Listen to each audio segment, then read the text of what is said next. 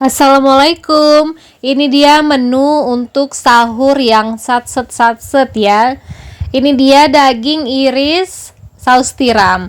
Jadi cukup ditumis bawang putih cincang dan bawang bombay, lalu tambahkan cabai iris, masukin dagingnya, beri saus tiram dan juga air. Nah, tambahin ini bawang bombay bubuk ya. Nah, terakhir nanti kasih garam dan koreksi rasa serta tambahkan daun bawang. Dah siap.